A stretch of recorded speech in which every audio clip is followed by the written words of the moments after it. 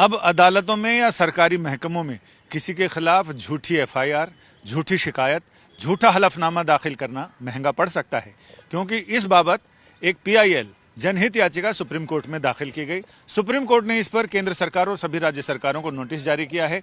4 हफ्ते में उनसे जवाब दाखिल करने को कहा है कि इन सारे मुद्दों पर आपके पास एहतियाती उपाय क्या है, क्या कोई कानून है, क्या सजा का कोई प्रावधान है, अगर नहीं है तो क्यों नहीं है, और करने जा रहे हैं तो क्या करने जा रहे हैं। इस पर याचिकाकर्ता अश्विनी उपाध्याय हमारे साथ हैं, बीजेपी नेता भी हैं और सुप्रीम कोर्ट में वकील भी हैं। तो आपकी याचिका किन किन मुद्दों को टच करती है और सुप्रीम कोर्ट का उस पर क्या रुख रहा? देखिए, हमारा पहले तो मैंने माने सुप्रीम कोर्ट के कहा कि जो ये फर्जी एफआईआर होता है, फर्जी केस होता है, फर्जी शिकायत होती है, उसकी वजह से केस बहुत बढ़ते जा रहे हैं। जो 5 करोड़ केस भारत में पेंडिंग है वो सारे असली केस नहीं है, उसमें फर्जी केस बहुत ज़्यादा है। दूसरा, हमने ये भी कहा है कि फर्जी केस के कारण लोग डरे हुए हैं, ईमानदार लोगों का जीना मुश्किल हो चुका है। मुकदमा होता है खेत का और SC/ST का केस दर्ज हो जाता है। मुकदमा होता है चक्रोट का और बाद में बलात्कार का केस उस पर दर्ज हो जाता है। पति पत्नी में झगड़ा होता है और दहेज का मुकदमा सास के खिलाफ, ससुर के खिलाफ, नंद नंदोई, जेठ जेठानी सबके खिलाफ कर दिया जाता है। तो जाना चाहिए किसी एक व्यक्ति को जेल और जाता है पूरा परिवार। तो ये जो फर्जीवाड़ा चल रहा है, इसकी वजह से लाखों परिवार बर्बाद हो चुके हैं। नंबी नारायण साहब जो वैज्ञानिक थे, उन्होंने पूरा इस फर्जी केस के कारण पूरा झेला है। विष्णु तिवारी 20 साल लग गया अपने आप को निर्दोष साबित करने में। इसी तरीके से अतुल सुहास ने आत्महत्या कर लिया फर्जी केस के कारण। तो भारत में लगभग 2 लाख लोग साल में इस फर्जी केस, फर्जी जांच से या फर्जी इन चीज़ों से, फर्जीवाड़े से परेशान होकर आत्महत्या कर लेते हैं। इसके लिए ज़रूरी ये है कि अब फर्जीवाड़े पे रोक लगाई जाए। तो मैंने पहला सुझाव ये दिया है कि प्रत्येक थाना में, प्रत्येक जो है कचहरी में, तहसील में, नगर निगम के ऑफिस में और इसके अलावा स्कूल और कॉलेज के कैंपस में, यूनिवर्सिटी में बाकायदा एक डिस्प्ले बोर्ड लगाया जाए। उस डिस्प्ले बोर्ड पे बाकायदा सेक्स धारा भी लिखी हो कि झूठी शिकायत करने की ये धारा है, इतनी सजा होगी। झूठी गवाही देने पे 5 साल सजा होगी। झूठी एफआईआर दर्ज कराने पे 5 साल सजा होगी। झूठी शिकायत, झूठा हलफनामा, झूठी एफआईआर, इसका अगर धारा लिख दिया जाएगा तो लोग उसको समझदार हो जाएंगे, डरेंगे। दूसरा, हमने कहा है कि जहां पे कोई शिकायत करता है, चाहे वो थाने में शिकायत कर रहा हो या यूनिवर्सिटी में शिकायत कर रहा हो या कॉलेज में शिकायत कर रहा हो, उससे अंडरटेकिंग ले लिया जाए कि मुझे पता है कि झूठी शिकायत करना दंडनीय अपराध है, इसमें पकड़े झूठी शिकायत होने पे 5 साल सजा होगी। जब ये उससे अंडरटेकिंग लिया जाएगा तो झूठी शिकायत नहीं करेगा। गवाही देने वाले से जब अंडरटेकिंग लिया जाएगा, मुझे पता है झूठी गवाही देने 5 साल सजा होगी, वो झूठी गवाही नहीं देगा।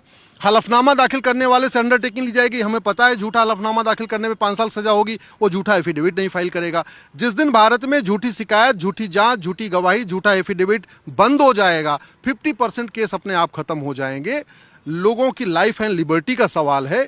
गांव में पूरी सामाजिक समरसता टूटी हुई है। केस कुछ अलग होता है, धारा कुछ अलग, मुकदमा कुछ और हो जा रहा है। मुझे लगता है कि जब माननीय सुप्रीम कोर्ट ने भी चूंकि केंद्र सरकार और सभी राज्य सरकारों को नोटिस जारी कर दिया है, 4 सप्ताह के अंदर जवाब मांगा है, तो जब 4 सप्ताह के बाद सुनवाई होगी तो मुझे लगता है जल्दी इस पर फैसला आ जाएगा, लोगों को कम से कम फर्जीवाड़े से राहत मिलेगी। अश्विनी जी, अभी फिलहाल क्या कानून में कोई प्रावधान है झूठी शिकायतें, झूठी एफआईआर, झूठी गवाही का, या सिर्फ आत्मा की आवाज पे मान लेता है संविधान की जो कह रहा है सही नहीं, कह रहा है? जो अभी जो नया जो BNS आया है, इसमें जो चैप्टर 14 है, चैप्टर 14 में झूठी शिकायत, झूठी जांच, झूठी गवाही अपराध है, झूठा एफिडेविट फाइल करना अपराध है। लेकिन न उसको ज्यादा लोगों को जानकारी है, चूंकि अभी भी ये कानून आया है। दूसरा, उसका इफेक्टिव इंप्लीमेंटेशन भी नहीं हो पा रहा है। एक बड़ी जो समस्या आ रही है खासतौर पर परजरी के केस में, कि परजरी के केस में मान लीजिए जज को पता है कि ये जो गवाही दे रहा है झूठा है, फिर भी सामने वाला उसके खिलाफ झूठी गवाही का केस नहीं करता, जज को ही करना पड़ेगा और जज को अपनी शिकायत करनी पड़ेगी। जज का 3 साल के बाद ट्रांसफर होना है, इसलिए जज कोई शिकायत ही नहीं करता। तो वो एक धारा है जो ये कह रही है कि नहीं, जज अगर जानते हैं कि ये शिकायत झूठी है, एफआईआर झूठा है, जांच झूठी है, गवाही झूठी है, तो जज को ही शिकायतकर्ता बनना पड़ेगा। आम व्यक्ति या पुलिस वाला उस पर कुछ नहीं कर सकता। वो एक बड़ा बर्डन बना हुआ है। तो इसलिए जो BNSS है उसको सरकार को बदलना पड़ेगा। तो आपकी याचिका इसको भी, जो भारतीय न्याय संहिता है, भारतीय नागरिक संहिता है, तो इस नागरिक न्याय संहिता BNSS, तो इसमें संशोधन की बात कहती है। अगर उसमें संशोधन हो जाए तो आपकी याचिका में जो मुद्दे उठाए गए बिल्कुल ठीक हो जाएंगे। मैंने बाकायदा पूरा एक बिल बना के दिया है, उसका नाम ही हमने बिल रखा है सतयुग बिल। देखिए, सिंगापुर जापान में झूठी शिकायत नहीं होती, सिंगापुर जापान में झूठी गवाही नहीं होती, झूठी जांच नहीं होता। क्यों?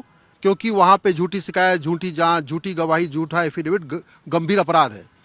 भारत में सारा फर्जीवाड़ा चल रहा है। यहाँ भारत में कलयुग चल रहा है। क्यों? क्योंकि झूठी शिकायत, झूठी जांच करने कुछ होता ही नहीं। तो हमने इसलिए सिंगापुर का, कनाडा का, ऑस्ट्रेलिया का, अमेरिका का बाकायदा कानून में क्या व्यवस्था है उसको ध्यान में रखते हुए हमने अपना खुद ही बिल बना दिया। उस बिल का नाम हमने रखा सतयुग बिल। वो सतयुग बिल भी हमने अपने पिटीशन में लगा रखा है। एक चीज और कि इस तरह की चीजें जब भी कोई एक टर्निंग पॉइंट आता है, तुलसीदास जी के जीवन में आया, कालिदास के जीवन में आया, तो आपके जीवन में कौन सा टर्निंग पॉइंट था जो ये याचिका दाखिल करने को आपको बताया? क्या आपके साथ कुछ ऐसा हुआ?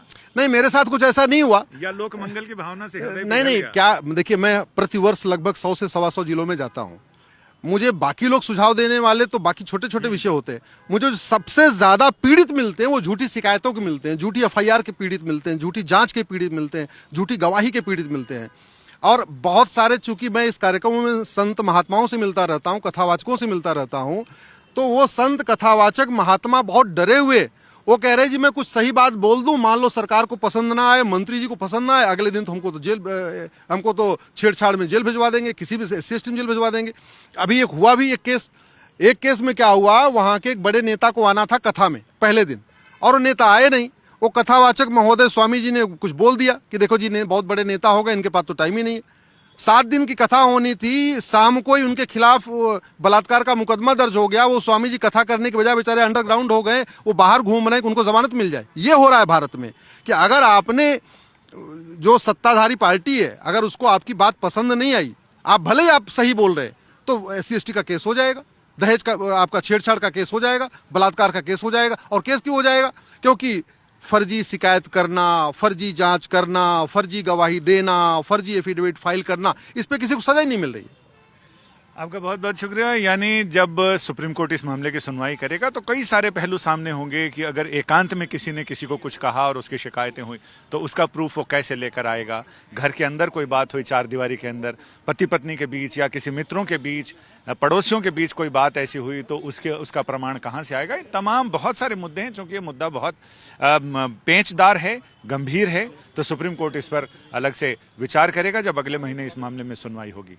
कैमरामैन अजय कुमार के साथ संजय शर्मा, दिल्ली, आज तक।